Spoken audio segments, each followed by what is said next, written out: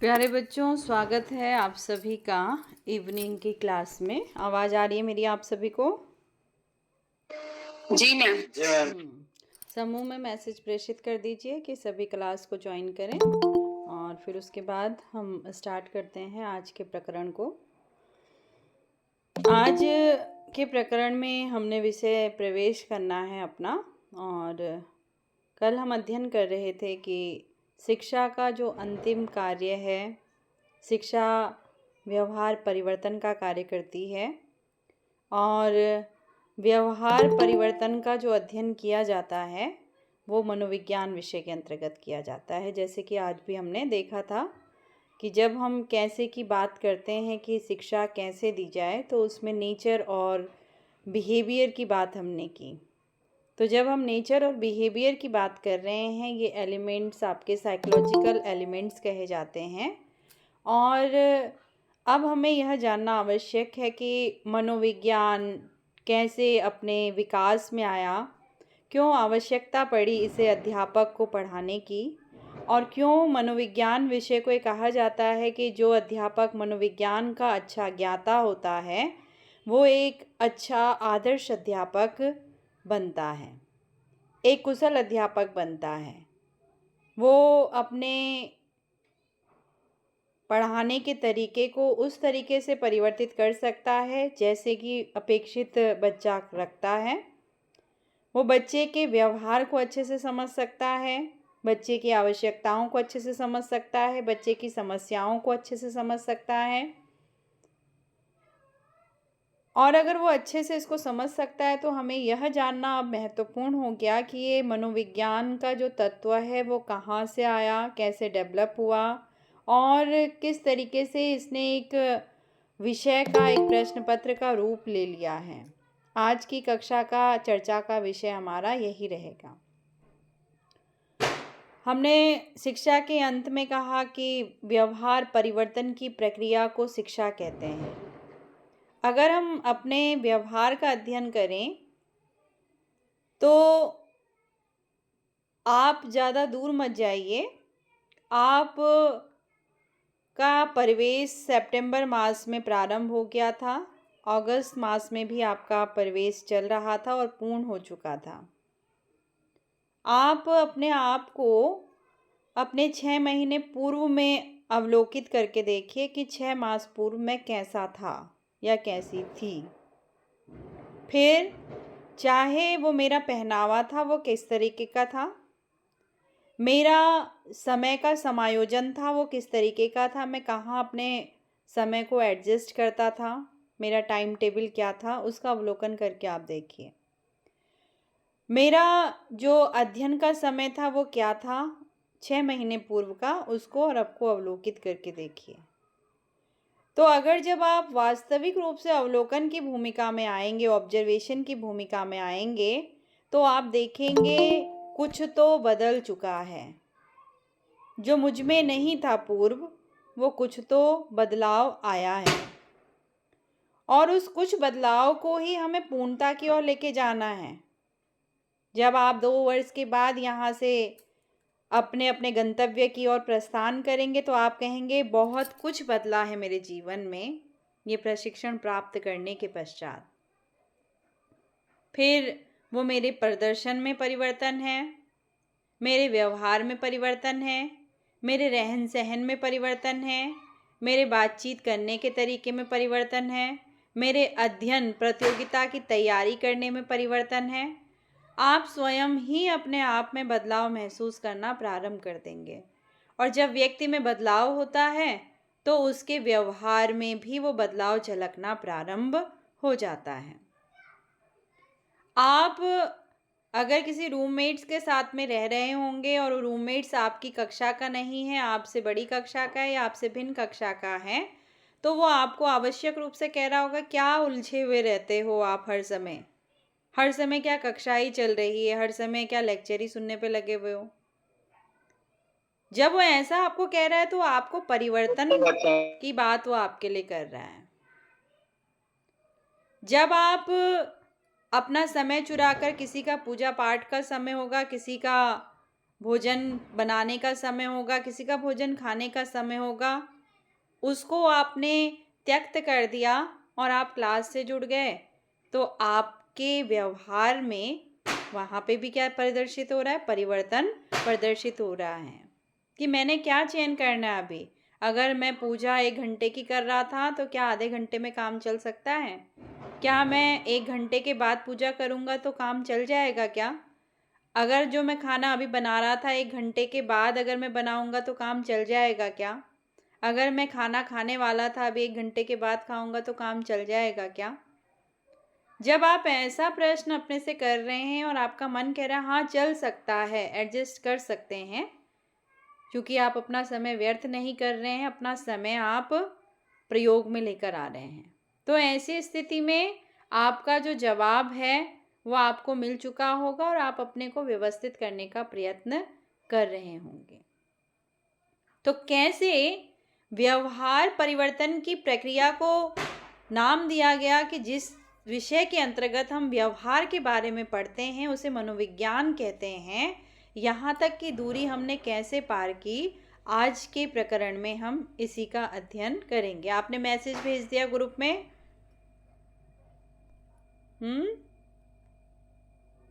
Message कर दिया है कक्षा ज्वाइन करने का?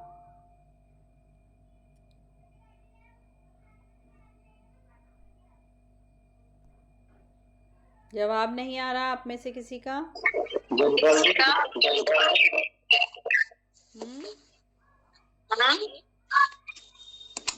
नहीं किया अभी मैम। तो कीजिए कि शीघ्रता से। स्क्रीन दिखने लगी होगी। यह अध्ययन सामग्री मेरे द्वारा आपके साथ पूर्व में प्रेषित की गई है और ये अध्ययन सामग्री आपको अब शिक्षा से शिक्षा मनोविज्ञान विषय के अंतर्गत लेके आ गई, क्योंकि आपको जो अध्ययन करना है वो है शिक्षा मनोविज्ञान। शिक्षा का अर्थ हमने जान लिया है। आज के प्रकरण में हम मनोविज्ञान का अर्थ जानेंगे और जब हम इन दोनों को जान चुके होंगे तब हम शिक्षा मनोविज्ञान का अध्ययन करेंगे। तो ये शब्द 2 शब्दों से मिलके बना है, शिक्षा और मनोविज्ञान। सामान्यतः शिक्षा का अर्थ आपने जाना कि संस्कृत में शिक्षा क्या होती है, हिंदी में उसका तात्पर्य क्या है और अंग्रेजी में उसका अर्थ क्या है। और जब इंड ऑफ ऑल आपने स्वामी विवेकानंद जी की डेफिनेशन का अध्ययन किया तो उन्होंने कहा मनुष्य की अंतर्निहित पूर्णता की पूर्ण अभिव्यक्ति ही शिक्षा है। जब हम गांधी जी की बात कर रहे थे तो उन्होंने कहा बालक और मनुष्य की शरीर, आत्मा और मस्तिष्क का सर्वांगीण विकास करना ही शिक्षा है। जब हम अरस्तु की बात कर रहे थे तो हमने कहा कि स्वस्थ शरीर में ही स्वस्थ मस्तिष्क का नाम शिक्षा है। जब हमने इन सब का ओवरऑल एक निष्कर्ष निकालने का प्रयत्न किया तो कहा कि व्यवहार परिवर्तन की प्रक्रिया ही शिक्षा कहलाएगी।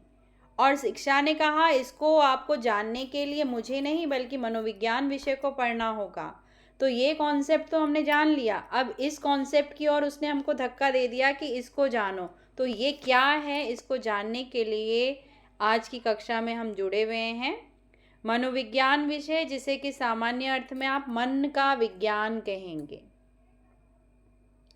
मन के इस विज्ञान का जो पहला प्रयोग किया गया मनोविज्ञान के रूप में, एज ए साइकोलॉजी के रूप में, इस शब्दावली का प्रयोग किया गया था 1590 में और प्रयोग करने वाले थे रुडोल्फ गाइकी। इसको याद करके रखिएगा कि पहली बार इस शब्दावली का प्रयोग करने वाले मनोवैज्ञानिक का नाम क्या है और कब इसको प्रयोग में लेकर आया गया। जब इन्होंने इसे प्रयोग किया तो जो मनोविज्ञान विषय था वो आधुनिकीकरण की ओर आ चुका था। लगभग 20वीं शताब्दी में मनोविज्ञान ने अपने आप को एक विषय के रूप में, एक सब्जेक्ट के रूप में, एक सेपरेट डिसिप्लिन के रूप में स्वयं को विकसित किया था। जैसे आप बात करते हैं साहित्य की, आप बात करते हैं व्याकरण की, आप बात करते हैं ज्योतिष की, वेद और पुराण की बात, कर्मकांड की आप बात करते हैं, तो ये ब्रांचेस हैं अलग अलग, संस्कृत की ब्रांचेस। और इन ब्रांचेस ने अपने आप को एक स्वतंत्र वृक्ष के रूप में भी डेवलप कर लिया। जब आप आचार्य में जाते हैं तो आप केवल साहित्य वाले कहलाते हैं, आप केवल व्याकरण वाले कहलाते हैं, आप केवल कर्मकांड वाले कहलाएंगे। या केवल आप वेद पुराण वाले कहलाएंगे। लेकिन जब आप शास्त्री कर रहे थे तो आप इन सब का सामान्य अध्ययन कर रहे थे। जब स्कूलिंग में थे तो आपने सारे सब्जेक्ट्स को सामान्यतः अध्ययन किया हुआ है। लेकिन जैसे ही आप पोस्ट ग्रेजुएशन में पहुंचे, स्नातकोत्तर या आचार्य की कक्षा में पहुंचे, आपने जाना कि जो विषय मैं पढ़ रहा हूँ उसको पढ़ाने का अपना एक अलग नियम है, उसका अलग एक अध्ययन का क्षेत्र है, उसको पढ़ाने की पाठ्य वस्तु अलग है। साहित्य वाला व्याकरण की बात नहीं पढ़ रहा था वहाँ पे, या व्याकरण वाला साहित्य के तत्वों को नहीं पढ़ रहा था, या साहित्य वाला कर्मकांड की बातों को नहीं पढ़ रहा था, या वो वेद और पुराण को नहीं पढ़ रहा था। वहाँ पे वो साहित्य के जितने एलिमेंट्स हैं उनको अध्ययन करने पे लगा हुआ था। तो इसका अर्थ है साहित्य का पाठ्यक्रम अलग होगा, व्याकरण का पाठ्यक्रम अलग होगा, वेद का पाठ्यक्रम अलग होगा, ज्योतिष का पाठ्यक्रम अलग होगा। सबने उस नेचर के पाठ्यक्रम को पढ़ा जिससे कि वो विषय एक वृहद वृक्ष में क्या हो जाता, परिवर्तित हो जाता। और उस साहित्य के वृक्ष में ज्योतिष के फल उग सकते हैं क्या? अगर किसी ने साहित्य का अध्ययन किया है तो वहां हम ज्योतिष का फ्रूट उगवा सकते हैं उससे? नहीं मैम। क्या लगेगा उस वृक्ष में फ्रूट? साहित्य ही लगेगा। और किसी ने व्याकरण का अध्ययन किया है, क्या उसमें हम कर्मकांड का पुष्प उगा सकते हैं? नहीं मैम। नहीं। उसमें क्या होगा, कर्मकांड का ही पुष्प उगेगा। जैसे टमाटर के पेड़ पे टमाटर ही उगेगा और नींबू के पेड़ पे नींबू ही उगेगा, वैसे ही जिस चीज़ का हमने अध्ययन किया है हम उसी की गहराई तक, उसी के रूट को, उसी की पत्ती को विभेदित करके बता सकते हैं कि इस पत्ती का स्ट्रक्चर ऐसा क्यों है। हम बता सकते हैं कि इसमें जो फ्रूट लगेगा उसका कलर टेक्सचर कैसा होगा। दिनेश अपना माइक म्यूट कर लीजिए। हम बता सकते हैं कि इस फ्रूट्स का जो टेस्ट है वो खट्टा होगा या मीठा होगा, क्योंकि हमने उसको विशिष्ट रूप से क्या कर लिया, अध्ययन कर लिया है, जबकि दूसरे ने उसको उतनी गहराई से अध्ययन नहीं किया है। तो यहाँ पर इसे इंडिकेट किया है कि साइकोलॉजी ने जो 1590 में जब रुडोल्फ गायकी ने उसे एक शब्द का प्रयोग किया, इस शब्द का प्रयोग किया, तो जो हमारा 20वीं सेंचुरी है, 20वीं सेंचुरी में आते आते एक सेपरेट डिसिप्लिन के रूप में ये डेवलप हो गया। अब डिसिप्लिन शब्दावली आपने सुनी हुई है, बड़ों का आदर करना, बड़ों का सम्मान करना, रिस्पेक्ट करना। एजुकेशन की फॉर्म में डिसिप्लिन का तात्पर्य होता है, ये यहाँ इंडिकेट किया गया आपके लिए। डिसिप्लिन एक ऐसा विषय है जिसको पढ़ाने का अपना मेथड होगा, जिसको पढ़ाने वाला भी निश्चित होगा, जिसको पढ़ाने का पाठ्यक्रम भी निश्चित होगा, जिसके नियम निश्चित होंगे, जिसके सिद्धांत निश्चित होंगे, उसको एक डिसिप्लिन का नाम दिया जाता है। तो आपको कभी इंटरव्यू में अगर कोई व्यक्ति ये प्रश्न कर दे आप किस डिसिप्लिन के स्कॉलर हैं, तो आपका जवाब क्या होना चाहिए? आपको कहा जाएगा आप किस डिसिप्लिन के स्कॉलर हैं। हाँ भाई बताओ मुझे। मनोविज्ञान। मनोविज्ञान के? शिक्षा। भास्कर बताओ किस डिसिप्लिन के स्कॉलर हो आप?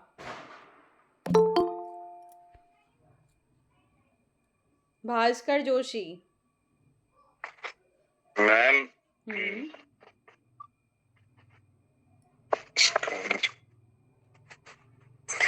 बच्चों के। बच्चों के? तो अभी तक मैम यहाँ स्कॉलर शब्द का अर्थ नहीं समझ पा रहे हैं ना। तो अभी मैं क्या समझा रही थी फिर कि अर्थ नहीं समझ पा रहे? अभी तो मैंने कहा इतने बड़े बड़े शब्दों में मेरी आवाज या तो स्पष्ट नहीं आ रही है या टेंशन नहीं लग रहा है प्रकरण पे। मैम शिक्षा के? शिक्षा के फिर नहीं समझ पाए। चलिए दोबारा से समझो। यहाँ पर इन्होंने कहा कि जो साइकोलॉजी है वो प्रेजेंट में, यानी कि प्रेजेंट का अर्थ मैंने कहा 20वीं शताब्दी में साइकोलॉजी एक सेपरेट डिसिप्लिन के रूप में क्या है, स्थापित हो चुकी है। और नीचे की स्लाइड पढ़ो जरा उसे भास्कर। जी मैम। अध्ययन का ऐसा क्षेत्र जिसकी अपनी पाठ्य वस्तु, प्रविधियां, उद्देश्य तथा मूल्य होते हैं। जिस प्रकार प्रत्येक वृक्ष के अपने पत्ते, फूल, फल, शाखाएं, टहनियां, बीज इत्यादि होते हैं। क्या कहने का तात्पर्य है यहाँ पे? मैम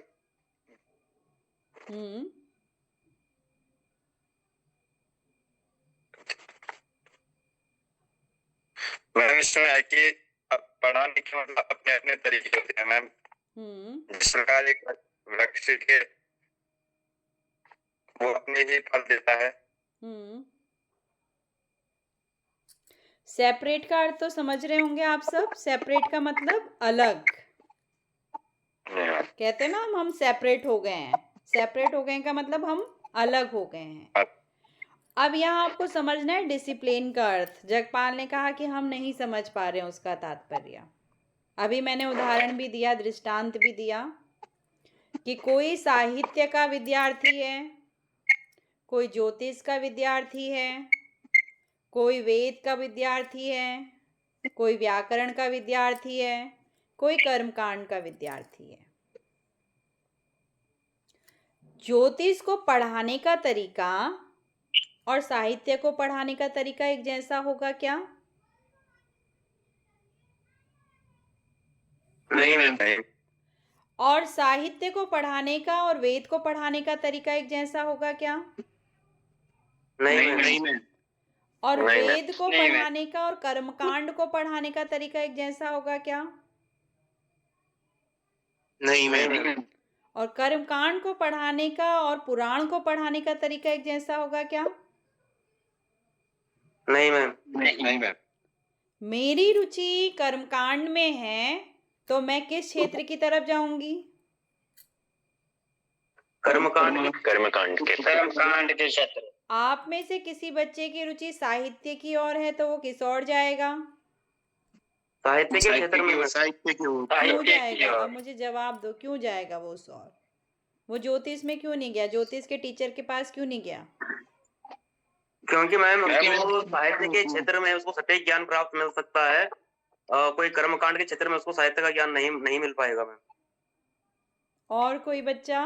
वेरी गुड मैम, क्योंकि उसने साहित्य विषय का अध्ययन किया है और उसमें उसकी रुचि है तो इसलिए साहित्य के क्षेत्र में जाएगा। Very good. और कोई बच्चा अभी भी सटीक जवाब तक नहीं पहुंचे हो? मैम जिस विषय में उसकी रुचि होगी वो उसमें दूसरे को उसके प्रति अच्छे से वो समझा सकते हैं। Very good. और कोई अन्य? मैम जिसको जिस चीज का ज्ञान चाहिए होगा तो वो उसी क्षेत्र में जाएगा मैम। Very good. क्या कहा हमने? जिसको जो चीज चाहिए होगी वो उसी क्षेत्र की बात की हमने। क्या कहा? उसी क्षेत्र में जाएगा। उस क्षेत्र का अपना क्या होगा? एक नियम होगा। उस क्षेत्र का अपना क्या होगा? एक सिद्धांत होगा। उस क्षेत्र का क्या होगा? एक व्यक्ति निश्चित होगा। उस क्षेत्र का क्या होगा? जो समय है वो निश्चित होगा। होगा कि नहीं होगा? जी मैम। आप में से किसी को लगा कि मुझे संपूर्णानंद में बहुत अच्छी साहित्य की जानकारी मिल सकती है तो मुझे पढ़ने के लिए कहाँ जाना चाहिए? संपूर्णानंद जाना चाहिए। आप में से किसी को लगा कि संस्कृत संस्थान में मुझे बहुत अच्छी जानकारी मिल सकती है तो कहाँ चले गए? संस्कृत संस्थान में चले गए।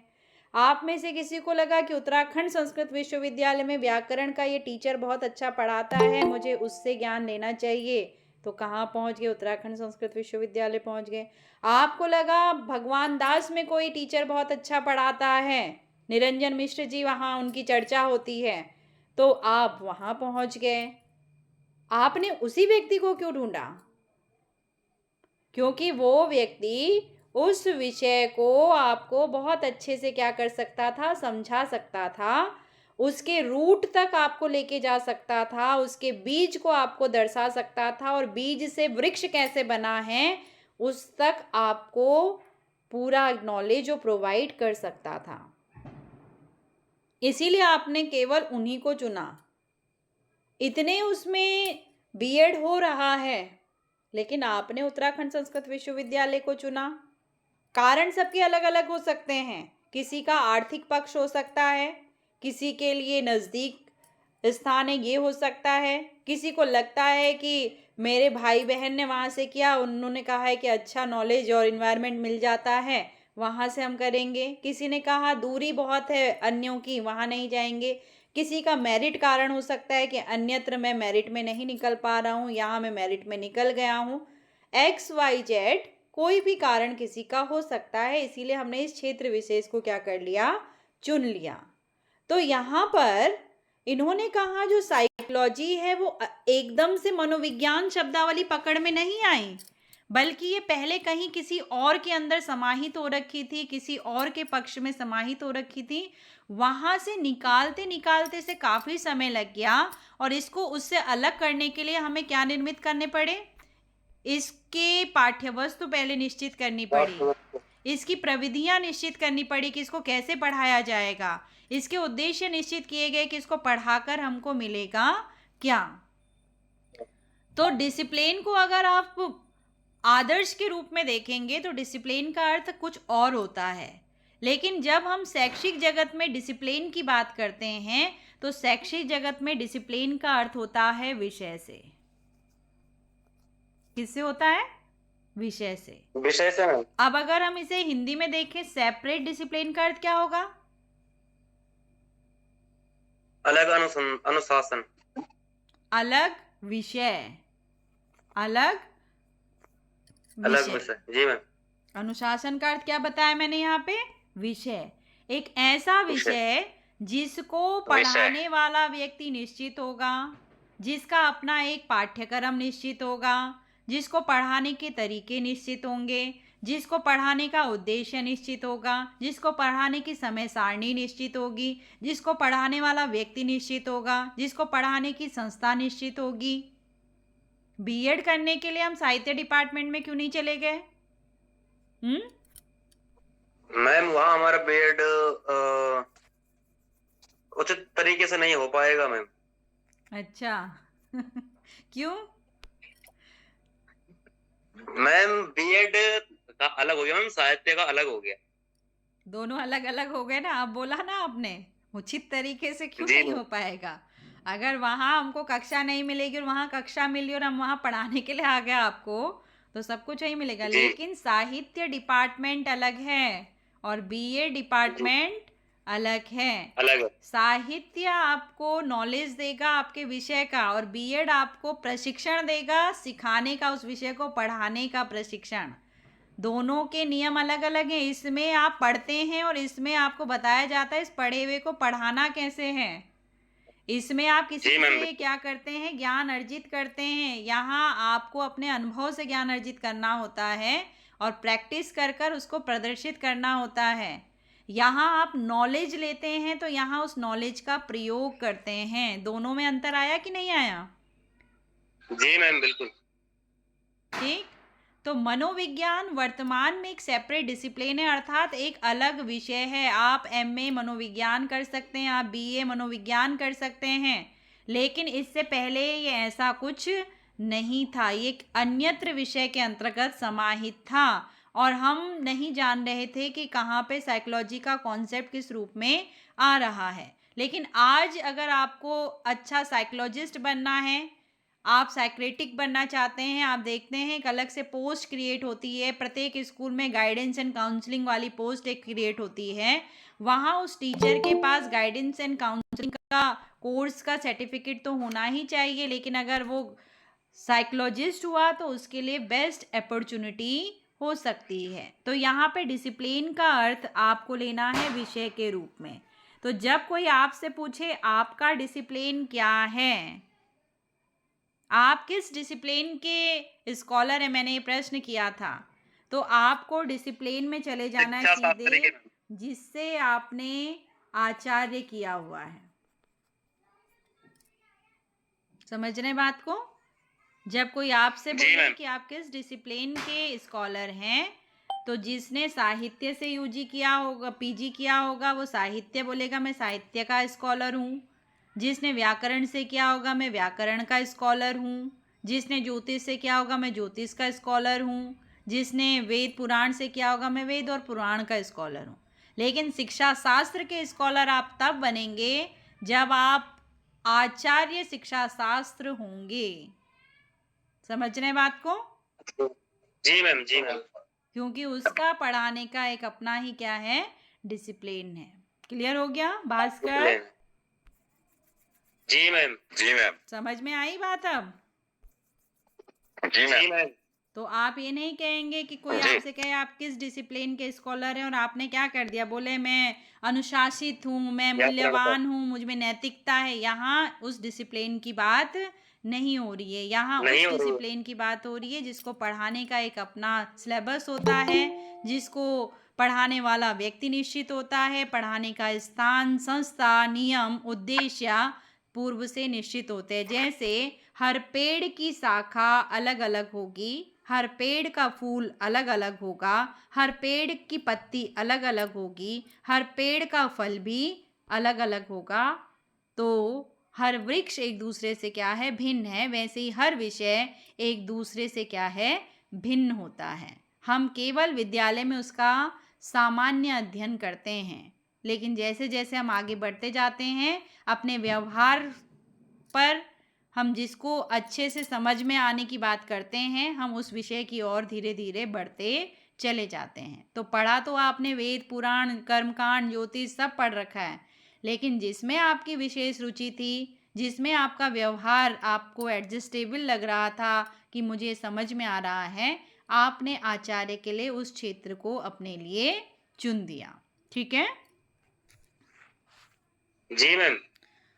मनोविज्ञान का अगर हम सामान्य अर्थ देखें, साइकोलॉजी किसे कहते हैं, तो साइकोलॉजी मन और मानसिक क्रियाओं का अध्ययन इसके अंतर्गत किया जाता है। मन और मानसिक क्रियाओं का अध्ययन।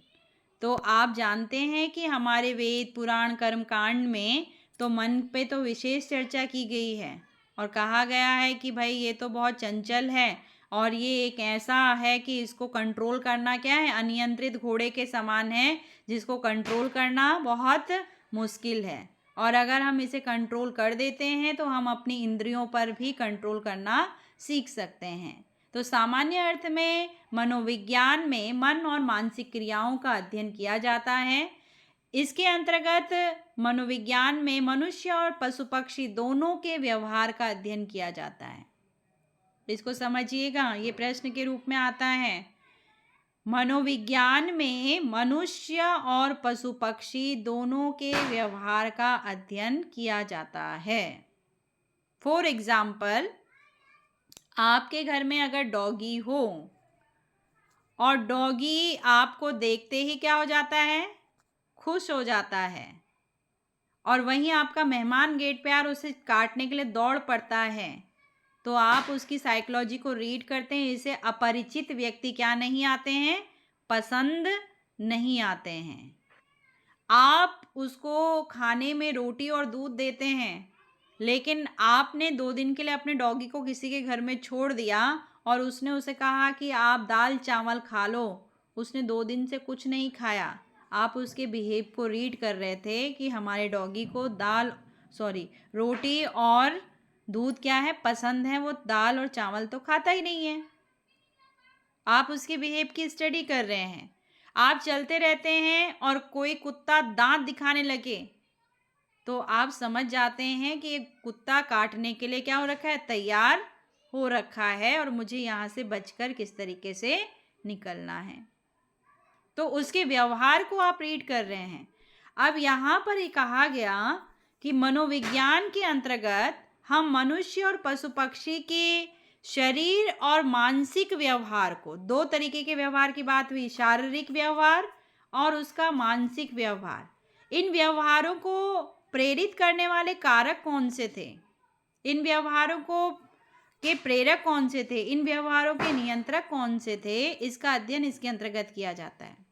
अगर किसी लड़के ने शारीरिक हाव भाव के माध्यम से किसी लड़की के साथ छेड़छाड़ कर दी, ठीक है, चाहे तो उसको घूर के देखा, जी मैम। ठीक, चाहे उसे टच किया, चाहे उसका हाथ खींचने का प्रयत्न किया, शारीरिक छेड़छाड़ जो की, तो अब यहाँ पर साइकोलॉजी काम करेगी और साइकोलॉजी ये बताएगी कि उसने ऐसा क्यों किया, उसका कारक क्या था, उसका प्रेरक क्या था, किस चीज से प्रेरित हुआ वो ऐसा करने के लिए, और ऐसा अगर वो करेगा तो आगे उसको नियंत्रित किस तरीके से किया जाएगा।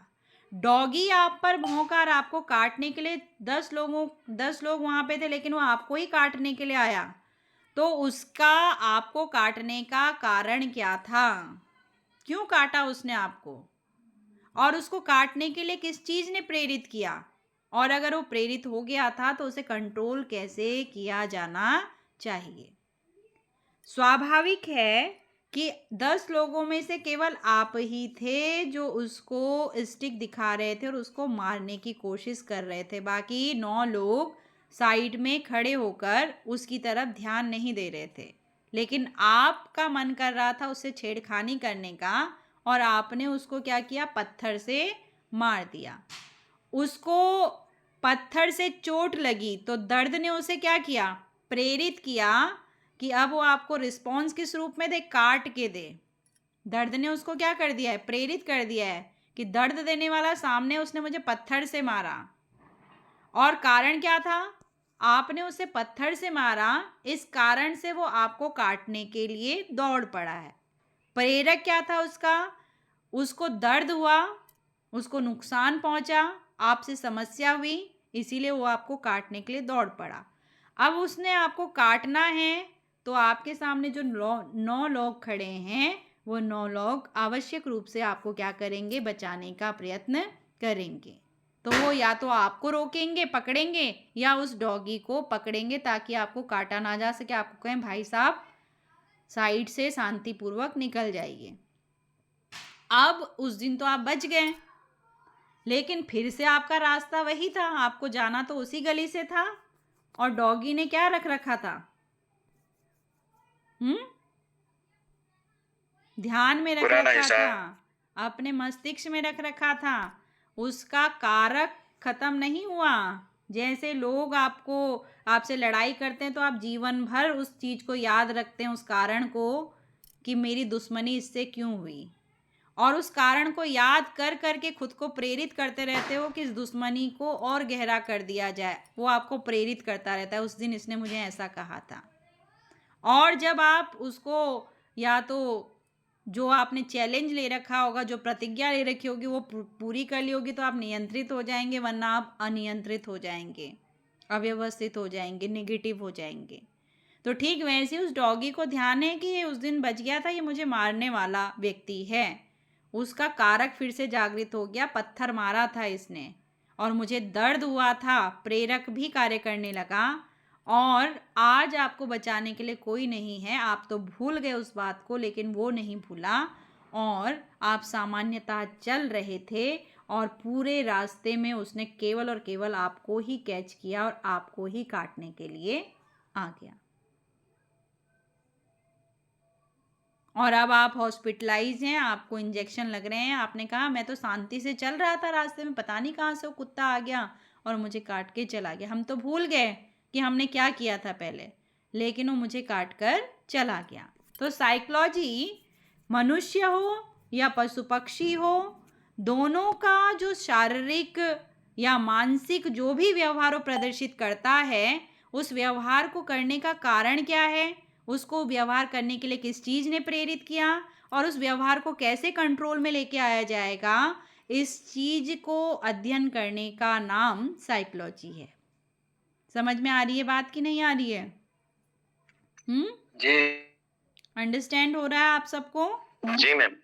कि मनोविज्ञान में हम क्या करते हैं, पशु पक्षी और मनुष्य के व्यवहार को प्रभावित करने वाले कारक, प्रेरक और नियंत्रक तत्वों का अध्ययन किया जाता है कि किसी ने ऐसा व्यवहार क्यों किया। अगर किसी ने अपशब्द कह दिया आपको, तो सबसे पहले आप कारण फाइंड करोगे कि उसने मुझे अपशब्द क्यों कहा। अपशब्द कहने के लिए उसे किस चीज़ ने, मेरी किस बात ने प्रेरित कर दिया उसे कि उसको मुझे अपशब्द कहने पड़े। और अगर ऐसा हो गया है तो मैंने अब कंट्रोल कैसे करना है, या मैंने भी अनकंट्रोल होकर उसको मैंने भी अपशब्द कहने लग जाने हैं।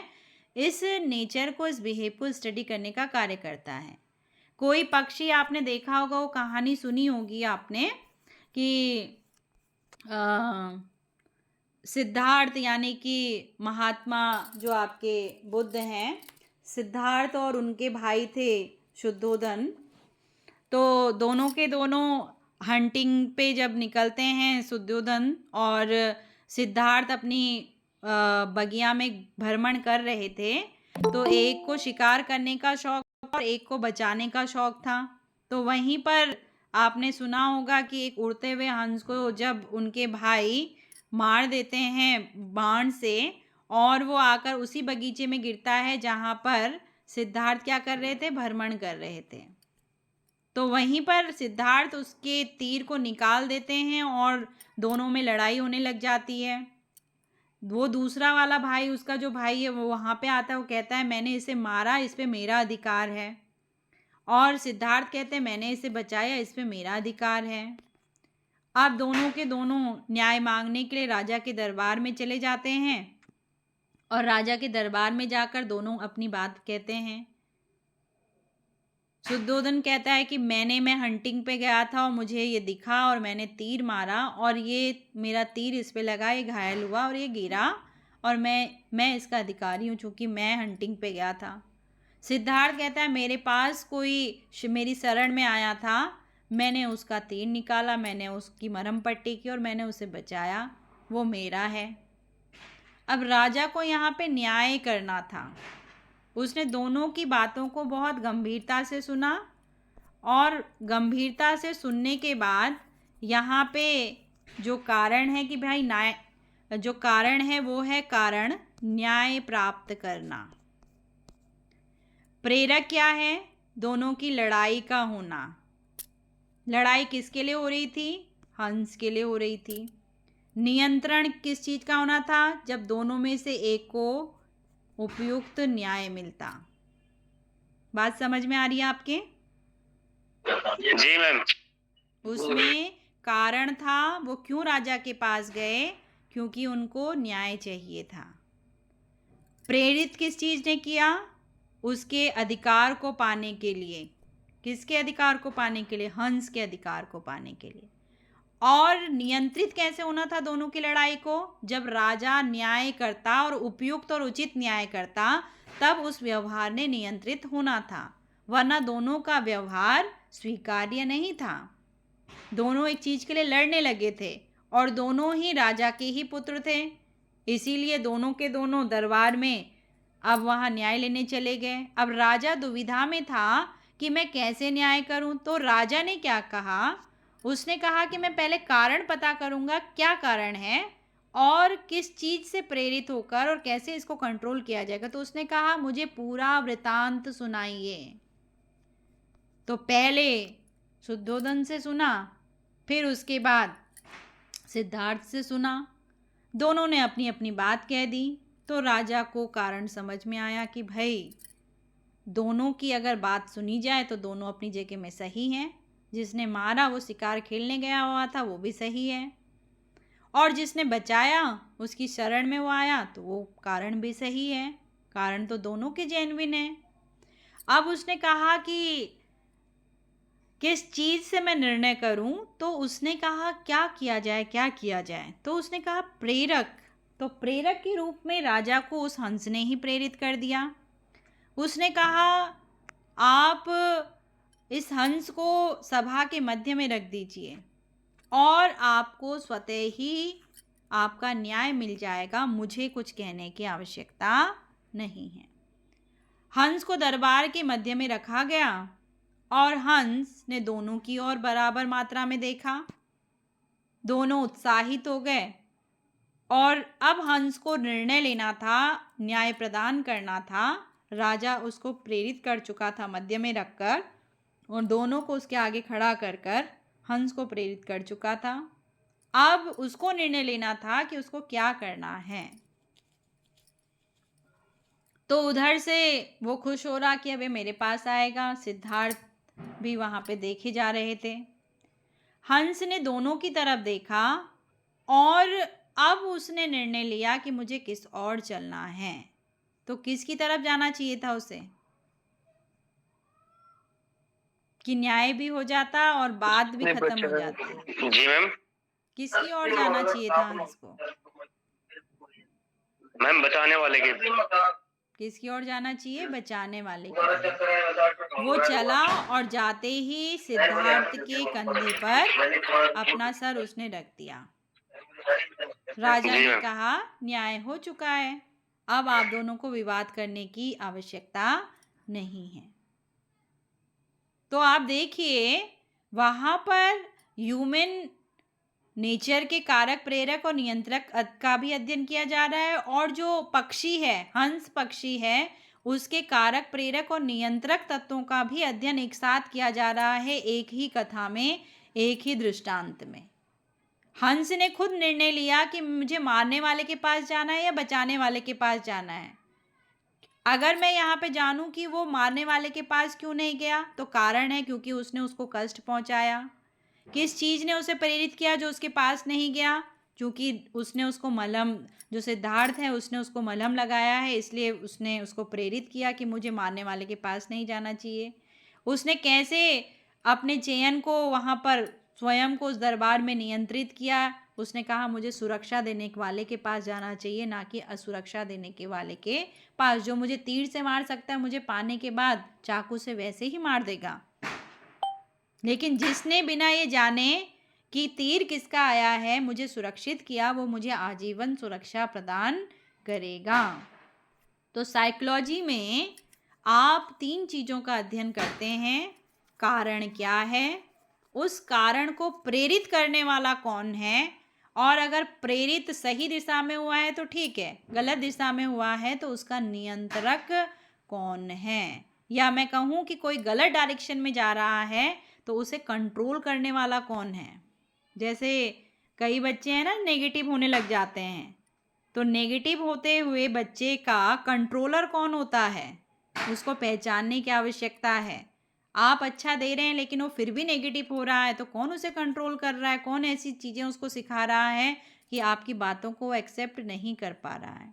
तो साइकोलॉजी में मन और मानसिक क्रियाओं का अध्ययन किया जाता है, और इसमें पशु और पक्षी दोनों के मन और मानसिक क्रियाओं का अध्ययन होगा, और चाहे वो क्रिया फिर शारीरिक रूप से की जाए, चाहे वो क्रिया मानसिक रूप से की जाए। इसमें पहचान की जाती है कि इसका कारक क्या है, इसका प्रेरक क्या है और इसका नियंत्रक क्या है। अंडरस्टूड? समझ में आ रही है बात? जी मैम। केवल एक ही आवाज आई? जी मैम। 2 आवाज? जी मैम। जी मैम। जी मैम। अगर आप इसका ऐतिहासिक अध्ययन देखना चाहते हैं तो हमको इसके इतिहास को भारतीय दृष्टिकोण से और पाश्चात्य दृष्टिकोण से समझने की आवश्यकता है कि भारतीय दृष्टिकोण में पशु पक्षियों और मनुष्य के व्यवहार को प्रेरित और नियंत्रित करने वाले कारक कौन कौन से हैं, उसका अध्ययन करने की आवश्यकता है। तो भारत में आप जानते हैं सभी विषयों की जननी दर्शन शास्त्र को कहा जाता है। दर्शन शास्त्र से ही सभी विषयों की उत्पत्ति हुई है, तो स्वाभाविक है मनोविज्ञान का जनक भी दर्शन शास्त्र को कहा जाएगा। ये क्वेश्चन के रूप में आपके पास आता है, दर्शन शास्त्र का जनक किस विषय को कहा जाता है, मनोविज्ञान का जनक किस विषय को कहा जाता है। तो दर्शन शास्त्र साइकोलॉजी का क्या है, क्रिएटर है। दार्शनिकों के अनुसार अगर हम साइकोलॉजी का अर्थ देखें तो भारतीय मनोविज्ञान ज्ञानेंद्रियों और अंतःकरण की बात करता है। ज्ञानेंद्रियां जिससे आप कर्म करते हैं, देखने का काम, सुनने का काम, स्वाद लेने का काम, महसूस करने का काम, सूंघने का काम। आपकी ज्ञानेंद्रियां क्या देख पा रही हैं, मैंने स्लाइड दिया, क्या ऑब्जर्व कर रही हैं, मैं बोल रही हूँ क्या सुन रहे हो और समझने का प्रयत्न कर रहे हो, मैं यहाँ पर आपको समझा रही हूँ, तो क्या मेरी बातों के साथ आपका कोई विचार आ रहा है? आपकी जीवा भी उसी तरीके से वर्क कर रही है जैसे मैं बात कर रही हूँ आपसे और मेरी जीवा वर्क कर रही है। त्वचा, क्या आपके सेंसरीज एक्टिवेट हो रही हैं उस चीज़ को सुनने के बाद कि यस मुझे ये चीज़ आ रही है? आपके नाक का काम कि भाई ये चीज़ सामने खाना वाना पक रहा है, उधर की तरफ तो ध्यान नहीं जा रखा है। तो यहाँ पर साइकोलॉजी इन सब का इम्पैक्ट कैसे हम पे पड़ेगा इस चीज़ को बताता है। साथ ही साथ अंतःकरण के इन चारों पटलों की बात करता है जिसकी चर्चा आज हमने कक्षा में भी की। आत्मा की, मन की, बुद्धि की और अहंकार की बात करता है।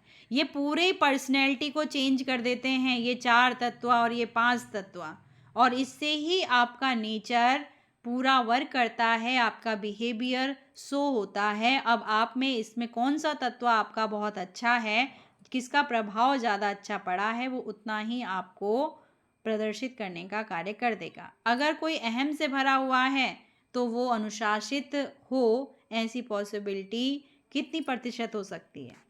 अगर वो बहुत अहंकारी है विद्यार्थी के रूप में,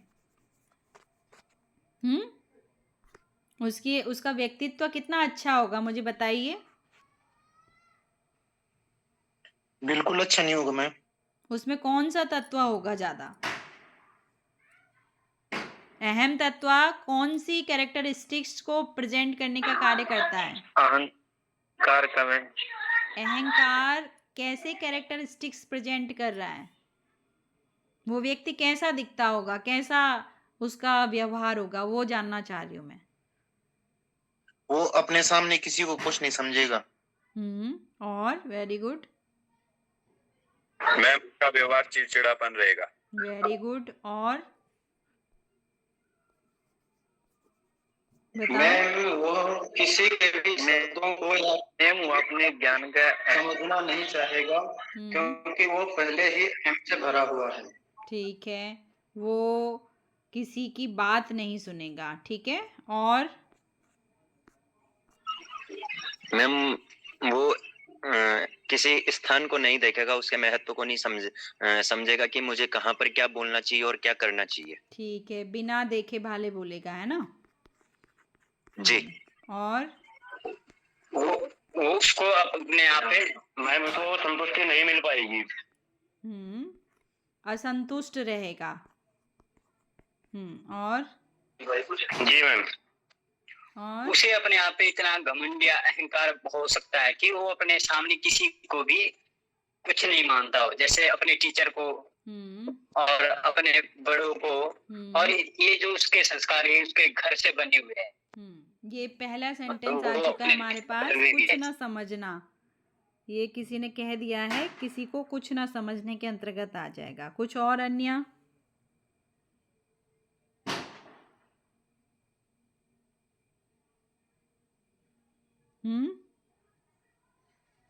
नहीं मैम, वो व्यक्ति वह अपनी बात वो पे व्यक्ति रखेगा। चूजी नहीं होगा क्या? चूजी नहीं होगा वो व्यक्ति। वो देखेगा कि मुझे किस व्यक्ति को अपना मित्र बनाना है और किसको नहीं बनाना है।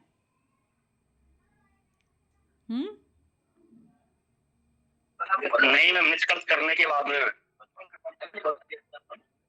ऐसा व्यक्ति अपने लिए चूज नहीं करता है कि मुझे मित्र किसे बनाना है और कौन मेरे मित्रता के करेगा लायक मैम, नहीं है। मित्र बनाने के लिए भी करेगा कि उसकी बात को वो माने। जैसे होगा वो जैसे होगा अपने लिए उसी आचरण के अनुसार अपना मित्र बनाएगा। मैम वो जो जिस स्थान में वो स्वयं है मैम, तो उसी स्थान के अनुरूप ही वो अपने मित्र का चयन कर सकता है मैम। रोहित भी कुछ जवाब दे रहे थे, रोहित कुछ बोल रहे थे आप भी। जी यही बोला था कि वो अपने अनुसार ही ऐसे मित्र चुनेगा कि जो उसकी बात माने और उसी के अनुसार चले। यानी कि अपने से कम, अपने बराबर नहीं। एक अहंकारी दूसरे अहंकारी को कैसे सह जाएगा? वो क्या करेगा? जी मैम, वो ऐसे को मित्र बनाना चाहेगा, जैसे आप देखते हैं ना कि मूवीज में दिखाया जाता है गुंडा, तो गुंडे का दोस्त गुंडा उतना ही पावरफुल होता है क्या? Ma'am medium. नहीं मैम, वो ऐसे को मित्र बनाएगा जो उससे नीचे होगा, है ना? तो वो कभी भी अपने क्योंकि आपने ही तो कहा यहाँ पे वो किसी को कुछ नहीं समझता है, तो जब वो किसी को कुछ नहीं समझ रहा है तो फिर अपने बराबर कैसे समझ लेगा किसी को? तो आप देख रहे हैं, आप सब ने कैरेक्टरिस्टिक्स यानी कि एक अपने माइंड में एक व्यक्ति की संकल्पना आपने कर दी, और उस जिस व्यक्ति ने जैसे कहा, जैसे जिस बच्चे ने जवाब दिया कि कुछ ना समझना, उसने एक ऐसे ढांचे को अपने आंखों के सामने रखा जो किसी को कुछ नहीं समझता, यानी वो व्यक्ति से आपकी पहचान हो चुकी है। किसी ने कहा वो चिड़चिड़ा होता है, बहुत चिड़चिड़ा, वो रिस्पॉन्स हमेशा चिड़चिड़ाहट में देगा। तो ऐसा व्यक्ति से इस व्यक्ति की, हमारे बच्चे की पहचान हो चुकी है, इसलिए उसका फोटो आपके आगे आ गया होगा। वो किसी की बात नहीं सुनता है, अनसुना कर देता है, नेगलेक्ट कर देता है, इम्पोर्टेंस नहीं देता है किसी की बात को। मेरी बात सभा में सुनी जाए, बाकी मुझे किसी के ज्ञान की आवश्यकता नहीं है, मुझे इसका इतना विशिष्ट ज्ञान हो चुका है। साथ ही साथ वो ये नहीं देखेगा कि भाई आप कौन से स्थान पे खड़े हो, कहाँ पे किस स्थान पे खड़े हो, आप वहाँ पे कैसी स्थिति में खड़े हो रखे हो, उससे उसका कोई लेना देना नहीं होगा। साथ ही साथ असंतुष्ट, अनसेटिस्फाई, वो आपसे जिस तरीके का एक्सपेक्टेशंस चाह रहा था और आप नहीं खरे उतर पाए, जैसे मूवीज में दिखाते, गुंडे ने कोई काम दे दिया उनको और कहा मैं तुमको इसीलिए खिला रहा पिला रहा हूँ, इतना तुम्हारे शौक इसीलिए पूरा कर रहा हूँ कि तुम ये काम करके भी नहीं आ सकते हो, तो वो क्या हो गया, अनसेटिस्फाई वहाँ पर हो गया है। तो उसको अपनी पावर का इतना क्या कहूँ मैं, उसको अपनी पावर पे इतना घमंड हो गया है कि वो ये सोच रहा है कि इस धरती पर मैं ही हूँ जो हूँ, मैं ही क्रिएटर हूँ, और मैं नहीं होऊंगा तो ये जितने लोग मुझसे टच में हैं ये सरवाइव नहीं कर पाएंगे। तो साइकोलॉजी आपको ये बताती है कि भाई आप में कौन सा पक्ष है। मैंने अहंकार की बात की कि अति अहंकारी व्यक्ति होगा तो कैसा दिखाई देता होगा, आपने इसकी बात कर दी। मैंने आपसे कहा, मैं अगर यही बात आपसे कहूँ कि कोई आत्मा से बहुत शुद्ध प्योर हार्ट वाला व्यक्ति है तो उसके कैरेक्टरिस्टिक्स क्या होंगे, आप ऐसे व्यक्ति की संकल्पना करके मुझे पॉइंट्स बताना शुरू कर देंगे। किसी का मन बहुत चंचल है, वो स्टेबल नहीं होता है, ऐसा व्यक्ति कैसा दिखता होगा, उसकी पर्सनैलिटी कैसी होगी, आप मुझे कैरेक्टरिस्टिक्स दे देंगे। कोई बहुत ही ज़्यादा बुद्धिहीन है, उस पे बुद्धि ही नहीं है, आपने वो उदाहरण सुना होगा कि जिस पेड़ में बैठे हैं उसी पेड़ को आरी से काट रहे हैं हम, तो वो ये नहीं सोच रहा है कि पेड़ को जिस पे मैं बैठा हूँ उसी को काट रहा हूँ तो नीचे जाके खाई में मैं ही गिरूंगा और पेड़ घट जाएगा कि नहीं जाएगा, लेकिन मेरी हड्डियां मिलेंगी कि नहीं मिलेंगी, वो ये कल्पना नहीं कर पा रहा है, बुद्धिहीन व्यक्ति। तो यहाँ पर जैसे ही मैं आपके सामने क्वेश्चन पुटअप करूँगी, आपका माइंड वैसे ही मैपिंग करना शुरू कर देगा उस व्यक्ति के पर्सनैलिटी के अकॉर्डिंग कि उसमें क्या क्या कैरेक्टरिस्टिक्स होने चाहिए। तो भारतीय दार्शनिकों ने कहा कि साइकोलॉजी के अंतर्गत विशिष्ट तरीके से आपके अंतःकरण की बात होती है, आपके ज्ञानेंद्रियों की बात होती है कि आपकी ज्ञानेंद्रियां कैसे कर्म इंद्रियों के रूप में कार्य करने का प्रयत्न करती हैं और आप फिर कैसा व्यवहार प्रदर्शित करते हैं। उसके बाद आपके पास आया कि ये दर्शन शास्त्र के रूप में जब पढ़ाया जा रहा था इसके विषय के रूप में, तो ये किस रूप में या किस नाम से जाना जाता था, तो ये इम्पोर्टेंट है, इसको याद रखिएगा और नोट कर लीजिएगा। ये दर्शन शास्त्र की एक शाखा के रूप में था, यानी दर्शन शास्त्र एक बृहद वृक्ष था, उसकी एक छोटी सी शाखा था, उस शाखा का नाम था मानसिक दर्शन शास्त्र, और इसी मानसिक दर्शन को हम नाम देते हैं मनोविज्ञान का, यानी मनोविज्ञान का दर्शन शास्त्र विषय के अंतर्गत जो नाम था वो था मानसिक दर्शन शास्त्र। तो प्रश्न आपके पास आएगा कि दर्शन शास्त्र के अंतर्गत साइकोलॉजी को किस रूप में पढ़ाया जा रहा था, तो उत्तर क्या होना चाहिए आपका, किस रूप में, मानसिक दर्शन शास्त्र। ठीक है, इसका नाम है मानसिक दर्शन शास्त्र। ये बृहद वृक्ष है और इसमें एक शाखा साइकोलॉजी की है, उस शाखा का नाम है मानसिक दर्शन शास्त्र। ठीक है, क्लियर। तो यहाँ पर हमारे पास चूंकि भारत तो विश्व गुरु कहा जाता है, ज्ञान की जननी कहा जाता है, दर्शन शास्त्र का मूल क्रिएटर भारत है, तो यहाँ साइकोलॉजी चली आ रही थी युगों युगों से, लेकिन उसमें एक डिफ़िकल्टी ये आई कि उसमें सब कुछ अव्यवस्थित था, कुछ भी व्यवस्थित नहीं था। हम नहीं पहचान पा रहे थे कि अगर हम वेदों की बात करें तो वेद में, ऋग्वेद में कहाँ पर साइकोलॉजी की बात हो रही है, कहाँ पे मन है, कहाँ पे बुद्धि है, कहाँ पे चंचलता है, कहाँ पे ध्यान की बात हो रही है, कहाँ पे रुचि की बात हो रही है, कहाँ पे प्रेरणा की बात हो रही है, कहाँ पे स्मृति की बात हो रही है, कहाँ पे व्यक्तिगत भिन्नता की बात हो रही है, कहाँ पे नैतिकता की बात हो रही है, कहाँ पे चिंतन की बात हो रही है, कहाँ पे चिंता की बात हो रही है। हम उसको डिफाइन नहीं कर पा रहे थे, जबकि ये सारे तत्व सब्जेक्ट के अंदर हैं, फिर वो अथर्ववेद हो, सामवेद हो या यजुर्वेद हो। तो मनुष्य के कारक, प्रेरक और नियंत्रक, इन तीनों से संबंधित भरपूर मात्रा में वेद के अंदर सामग्री है, लेकिन वो सारा अव्यवस्थित था, अनअरेंज्ड था। चूंकि हमारे ऋषि मुनियों ने जब उसको डिफाइन करना शुरू किया, चूंकि वेद स्वरचित हैं, स्व उत्पन्न हैं, तो उसमें जो भी श्लोकास आए, उन श्लोकास से हमको मीनिंग लेना पड़ा कि ये मन की बात कर रहा है। यहाँ पे सूर्य को इस गति से बताया गया जैसे मन की गति होती है, और चंचलता इस तरीके से बताई गई जैसे घोड़े दौड़ते हुए घोड़े होते हैं, उन्हें कंट्रोल कर पाना मुश्किल है। बहती हुई नदी होती है, उसकी धारा किस ओर जाएगी हम नहीं बता सकते। ऐसी नदी की धारा को हमको जोड़ना पड़ा कि यहाँ पे मन की बात हो रही है। तो स्पष्ट नहीं था, अव्यवस्थित था, लेकिन साइकोलॉजी थी, भरपूर मात्रा में थी, क्योंकि हम क्रिएटर थे सब्जेक्ट के। उसके बाद उपनिषद के अंतर्गत ही आ गया। तो आप कोषों की बात करते हैं, अन्न में कोष, प्राण में कोष, मनो में कोष, विज्ञान में कोष, आनंद में कोष की बात करते हैं। तो साइकोलॉजिस्ट ने कहा कि इसमें जो उपनिषद के अंतर्गत साइकोलॉजी का कॉन्सेप्ट है वो इन 4 भागों में बटा हुआ है। पहला आता है अन्नमय कोष। जो भी अन्न हम खाएंगे, फिर वो फास्ट फूड हो, बासी फूड हो, अनहाइजेनिक फूड हो, वैसे ही हमें ज्ञान मिलेगा और वैसे ही हमारी क्रिया होगी। जैसे कहते नहीं, जैसा अन्न वैसा मन, कहते कि नहीं कहते हम ये बात? जी मैम जी। और जैसा आपका तन है वैसा आपका मन है। तो अन्न जैसा खाएंगे हम पे वैसा ही वो लगना शुरू होगा। अगर आप सुबह स्कूल आते हुए या यूनिवर्सिटी में आते हुए सुबह आपने ब्रेकफास्ट नहीं किया, आप जल्दी जल्दी में आ गए हैं और मीनाक्षी मैडम आपको 2-3 घंटे पढ़ाने लगे, तो पेट में तो भूख लगी हुई है, क्या नॉलेज आपके मस्तिष्क में जाएगा? नहीं मैम 15 मिनट के बाद नहीं मैम। आपका ध्यान पढ़ाई में होगा ही नहीं। 15 मिनट के बाद, 15 मिनट भी ज़्यादा है, ठीक है? तो इसका अर्थ क्या है?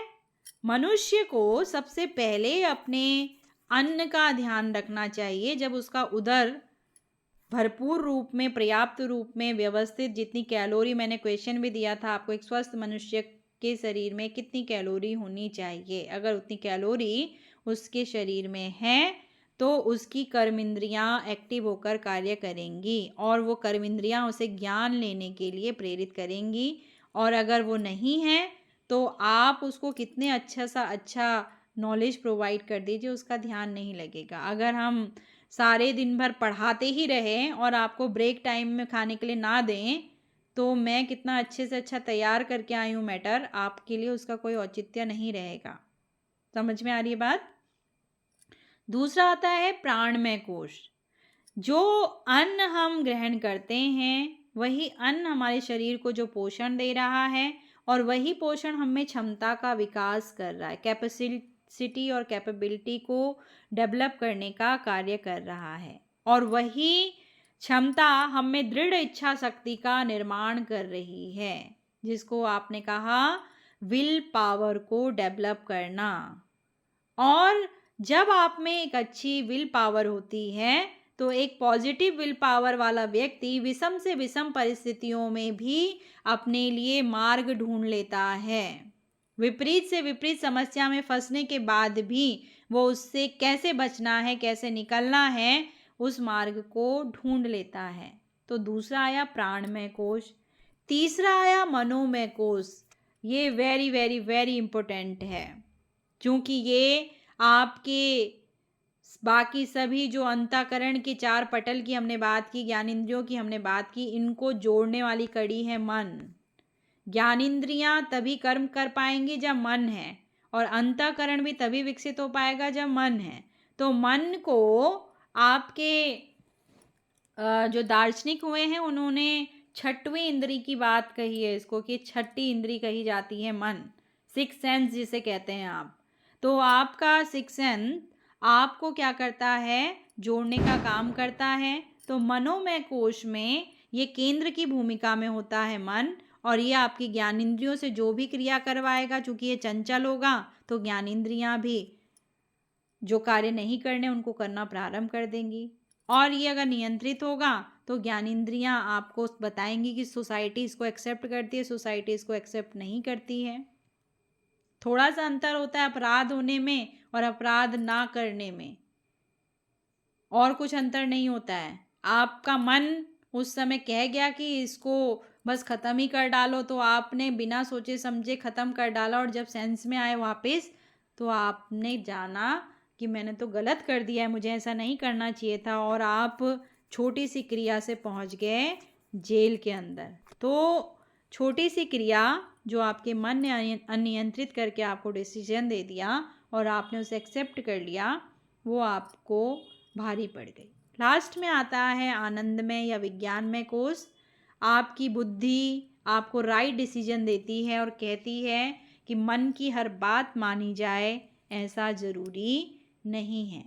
बुद्धि आपके सामने बात रखती है, जो जैसा दिख रहा है उसको वैसा ही। अगर मुझे दिख रहा है कि बच्चे ने ये एक्टिविटी नहीं की तो इसमें ये चीज़ डेवलप नहीं हो पाएगी, तो मैं कैसे कह दूं कि ये चीज़ उसके अंदर है? मैं नहीं कह सकती हूँ, क्योंकि आप क्या साइंस और साइंटिफिक मेथड आपको जवाब नहीं देगा। बुद्धि आपको नहीं कहेगी कि आप इस तरीके की क्रिया में संलिप्त हों।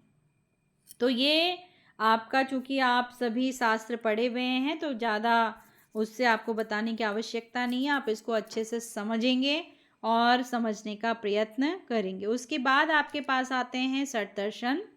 दर्शन के अंदर भी साइकोलॉजी का पार्ट है, किस रूप में है ये आपको समझना है। न्याय में कैसे है, वैशेषिक में, योग में, मीमांसा में, वेदांत में और सांख्य के अंदर किस रूप में है, इसको आप अध्ययन करेंगे और फिर इसको समझने का प्रयत्न करेंगे।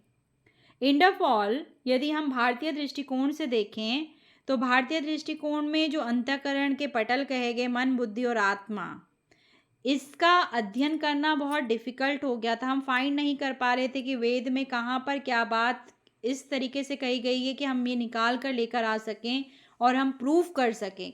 कहा तो बहुत कुछ गया था, लेकिन हम प्रूफ कैसे करें, वो प्रूफ करने का तरीका हमारे पास नहीं था, और इससे ये रहस्यमयी बात हो गई। जैसे किसी बच्चे ने आज क्लास में कहा था, जब मैंने कहा था कि कैसे प्रमाणित करोगे, तो उन्होंने कहा था वचन, कुछ इस तरीके की बात कही थी कि आप वचन जो कह दिए जाते हैं उसके आधार पर।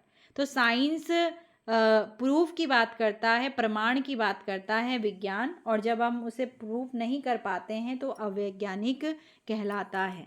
तो हम उसे प्रूफ नहीं कर पा रहे थे टेस्ट करके। हमने कहा कि व्यक्ति में रज, तम और सतगुण, ये 3 गुण पाए जाते हैं पर्सनैलिटी में, लेकिन हम उसे कैसे मेजरमेंट करेंगे, कैसा पता करेंगे कि मेरे अंदर कितने परसेंट सत का तत्व है, कितना रज का तत्व है, या कितना तम का तत्व है, मैं उसको परसेंटेज में डिफाइन नहीं कर पा रही थी। उदाहरण तो दिए, मूल्य भी बताए, वैल्यू भी बताई, सारी चीज़ें बताई, लेकिन उसको एक पैमाना नहीं हम दे पाए। तो हमारा जो मन, बुद्धि और आत्मा से संबंधित जो कॉन्सेप्ट था इन सब के अंतर्गत, वो कहीं ना कहीं जो वेस्टर्न साइकोलॉजिस्ट हैं उनको वो अनसाइंटिफिक लगा कि ये साइंटिफिक नहीं है, केवल इसको हम प्रूफ नहीं करते हैं, इस तरीके से इसमें प्रेजेंट ये बात की गई है, ऐसा उसमें दिखाई दे रहा था। हालांकि बाद में जाकर 20वीं सेंचुरी में हमारे भारत में 2 जगह मनोविज्ञान का, स्पेशल साइकोलॉजी का जो प्रयोगशाला है वो ओपन की गई। मनोविज्ञान की प्रयोगशाला 1916 के लगभग पहली कलकत्ता में स्थापित की गई और दूसरी मैसूर विश्वविद्यालय में स्थापित की गई। इसे स्थापित करने वाले थे N.N. सेन, जिन्होंने कलकत्ता में स्थापित किया, और मैसूर में स्थापित करने वाले थे M.V. गोपाला स्वामी। ये दूसरी प्रयोगशाला थी। तो वेरी वेरी इंपॉर्टेंट। यहाँ से अब जो हमारे वेद के अंदर, पुराण के अंदर, षट दर्शन के अंदर, उपनिषदों के अंदर जो साइकोलॉजी की बात की गई थी, इन 2 प्रयोगशालाओं के माध्यम से हम उन बातों को प्रूफ करके बता पा रहे थे। लेकिन कौन सी सदी में, किस सदी में आकर? 20वीं सदी। इसका अर्थ है 19 सदियां ऐसे ही निकल गई, और इन 19 सदियों तक वेस्टर्न साइकोलॉजिस्ट ने आकर हमारे इन सब चीज़ों का ज्ञान अर्जित किया और अपनी साइकोलॉजिकल लैब में उसको इस तरीके से दिव्यता और भव्यता से प्रदर्शित किया कि आज हम जो पढ़ते हैं, जिन किताबों को हम पढ़ते हैं, जो मटेरियल हम पढ़ रहे हैं, वो अधिकांश वेस्टर्न साइकोलॉजिस्ट का है, इंडियन साइकोलॉजिस्ट का नहीं है। बहुत कम इंडियन साइकोलॉजिस्ट का है। और ऐसे में आप सबका दायित्व तो बहुत अधिक बढ़ जाता है, क्योंकि आपने वेद पढ़े हुए हैं, पुराण पढ़े हुए हैं, षट दर्शन पढ़े हुए हैं, उपनिषद पढ़ा हुआ है। आप वहाँ से उस कॉन्सेप्ट को निकाल के लेके आएँ, आप साइकोलॉजी की किताबों को लिखना शुरू कर दें, आप साइकोलॉजी के कॉन्सेप्ट को समझकर उसका रिटर्न कार्य शुरू कर दें। आज भी जो हम किताबें पढ़ते हैं, वो वेस्टर्न ने अंग्रेजी में जो किया होगा या कहा होगा, उसको हमने हिंदी में ट्रांसलेट किया और उसको आपके लिए परोसा जा रहा है। हमसे पहले वालों के लिए परोसा गया, हमारे लिए परोसा गया, उनसे पहले न जाने कितने वर्षों से ये चला आ रहा है। तो 20वीं सदी में जाकर जब N.N. सेन ने और M.V. गोपाला स्वामी ने कलकत्ता और मैसूर में साइकोलॉजी की लेबोरेटरी स्थापित की, प्रयोगशाला स्थापित की, तो उन्होंने कहा कि वेद में अगर कहा गया है कि भाई मन चंचल है, तो उसकी चंचलता की पहचान हम कैसे कर सकते हैं? हम कोई टूल क्रिएट कर सकते हैं, हम कोई मशीन क्रिएट कर सकते हैं, हम कोई क्वेश्चनायर क्रिएट कर सकते हैं, कोई प्रश्नावली तैयार कर सकते हैं, हम कोई इंटरव्यू मेथड इजाद कर सकते हैं जिससे हम जानें कि अमुक व्यक्ति कितना प्रतिशत चंचल है, उसमें चंचलता का तत्व है भी या नहीं है। तो हम इन प्रयोगशालाओं के माध्यम से फिर बता पा रहे थे उसकी जो वेद में लिखे हुए तथ्य थे। लेकिन हमने बहुत ज़्यादा बाद में आकर इस कार्य को प्रमाणिक तरीके से प्रदर्शित करना प्रारंभ किया। उससे पहले अंग्रेज क्या कर गए? बाजी मारकर लेकर चले गए। वेस्टर्न साइकोलॉजिस्ट ने इसमें बहुत कार्य किया। और अब हम अपनी अगली कक्षा में पढ़ेंगे कि पाश्चात्य इतिहास में मनोविज्ञान का विकास किस तरीके से हुआ। तो भारत में आपने अध्ययन किया कि भारत में मनोविज्ञान को दर्शन शास्त्र की एक शाखा के रूप में प्रदर्शित किया गया। उस शाखा का नाम था मानसिक दर्शन शास्त्र।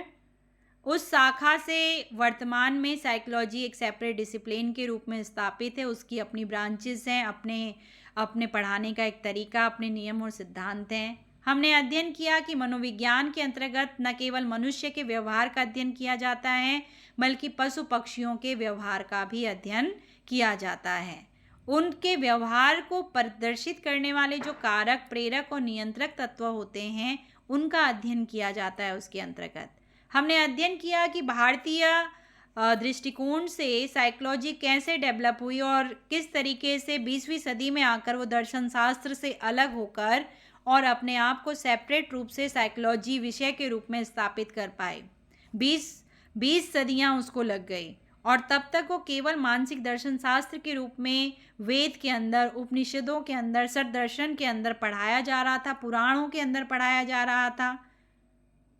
लेकिन हम उसे साइंटिफिक तरीके से जब मन, बुद्धि और आत्मा को प्रूफ नहीं कर पाए, तो हमारी बात कहीं ना कहीं रहस्यमयी लगने लगी।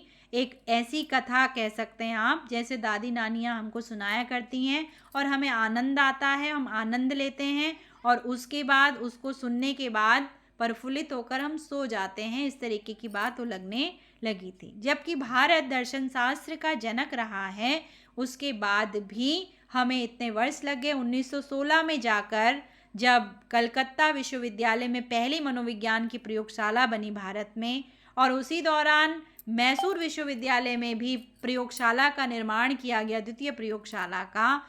तो उस प्रयोगशाला के बाद से मैंने कहा कि अगर मैं ये कह रही हूँ कि भरत आप बुद्धि लगाकर काम नहीं करते हो, अगर मैंने ये स्टेटमेंट दिया तो भरत मुझसे पूछ सकते हैं कि मैम आपने ऐसा क्यों कहा, इसको प्रूव करके बताइए। तो साइकोलॉजी की लेबोरेटरी में प्रयोग के द्वारा मैं सिद्ध कर उनको बताऊंगी कि ये बात मैंने इस कथन को इसलिए आपको स्टेटमेंट दिया, बिना प्रूफ के स्टेटमेंट को मैं आपको नहीं प्रोवाइड कर सकती हूँ। आई बात समझ में? तो ये था मनोविज्ञान का भारतीय इतिहास, किस तरीके से साइकोलॉजी 20वीं सदी में दर्शन शास्त्र से बिल्कुल अलग हो गई। ठीक है, किसी का कोई प्रश्न?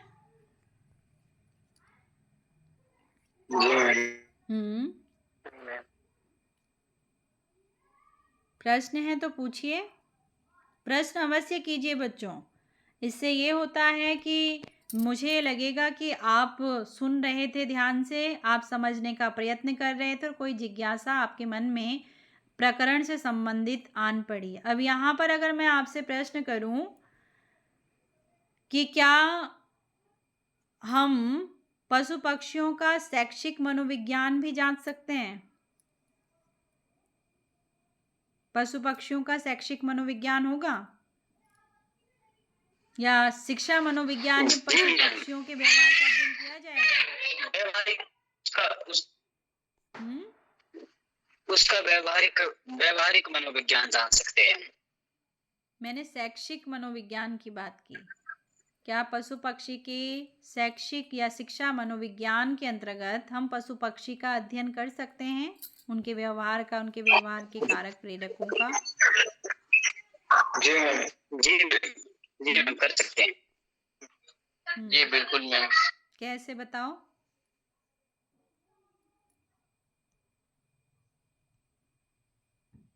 कैसे कर सकते हैं? जैसे हम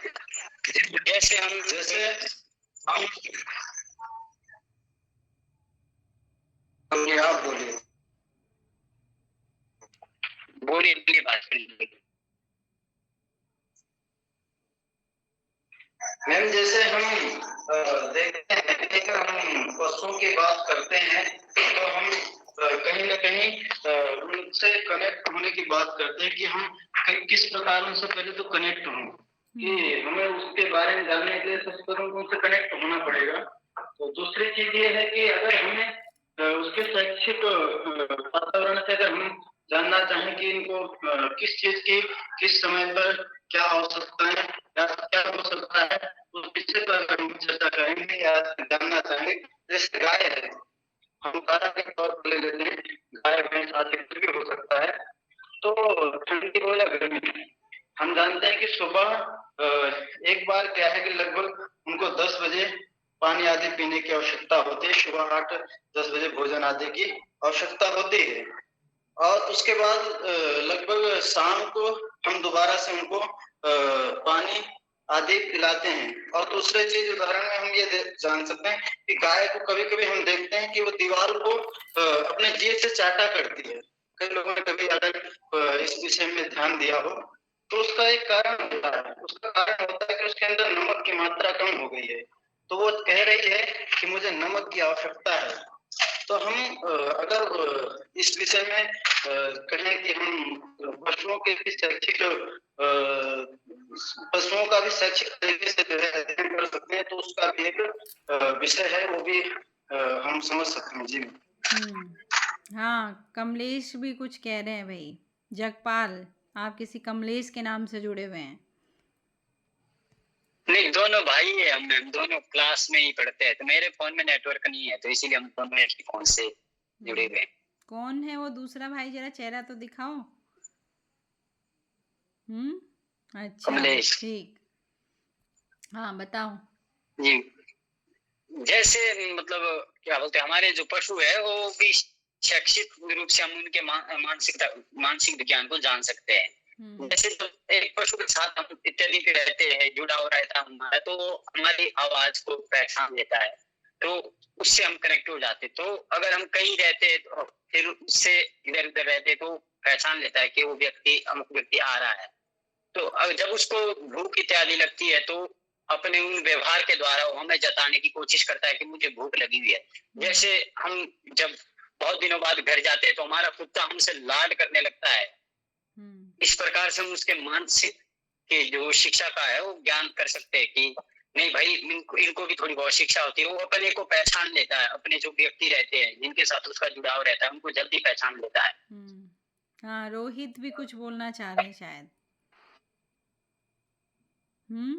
मैं भी यही कहना चाहता था कि जो जगपाल जी ने कहा कि जो जैसे कुत्तों को ज्ञान होता है कि वो अपनों को पहचान लेता है, जो उसे रोटी देते हैं या पानी देते हैं, कुछ भी खाना पीना देते हैं, तो वो अपनों को पहचान लेता है और उनको कहता है कि मतलब उनको कभी नहीं काटता, उन्हीं की बात मानता है और वो उसे जहाँ बुलाते हैं, जैसे बुलाते हैं वो आता है वैसे ही। ठीक, अब मुझे एक प्रश्न का जवाब दीजिए आप लोग। क्या ज्ञान यानी कि जिसे नॉलेज कहते हैं और शैक्षिक पृष्ठभूमि दोनों एक ही हैं? ज्ञान और शैक्षिक पृष्ठभूमि? नहीं मैम। कैसे नहीं मैम? नहीं मैम, उससे तो हम शारीरिक और मानसिक उसको समझते हैं, उसमें शैक्षिक वो उनका कुछ नहीं होगा। विष्णु अपना उसमें तो उनकी बॉडी लैंग्वेज। कौन है विष्णु? मैं चेहरा दिखाओ मैम। अपना। जो ज्ञान वो हमारे जो बड़े बूढ़े उनके पास, लेकिन एक जो शैक्षिक योग्यता है वो हमें किताबों के द्वारा मिलती है, जो हमें एक पर्टिकुलर कहीं संस्थान में जाके मिलती है। ठीक, वेरी गुड। तो विष्णु ने और पवन ने यहाँ पे एक रिस्पॉन्स दिया। जो शैक्षिक वातावरण या पृष्ठभूमि है उसमें हमें शारीरिक और मानसिक रूप से दोनों रूपों से उपस्थित होना पड़ता है। पवन ने कहा कि वो हमें कहीं से ज्ञान मिलता है और फिर हम उस ज्ञान को प्राप्त करते हैं, यानी शैक्षिक पृष्ठभूमि में, यानी किसी संस्था से या किसी व्यक्ति से। अब आप लोगों ने जवाब दिया कि हाँ, हम कुत्ते का भी शैक्षिक पृष्ठभूमि से अध्ययन कर सकते हैं, गाय का भी शैक्षिक पृष्ठभूमि से भी अध्ययन कर सकते हैं। तो क्या ऐसी कोई संस्था है जहाँ पर गायों को पढ़ाया जाता है, पढ़ाने वाला कोई व्यक्ति है? क्या वो उनका कोई पाठ्यक्रम होता है?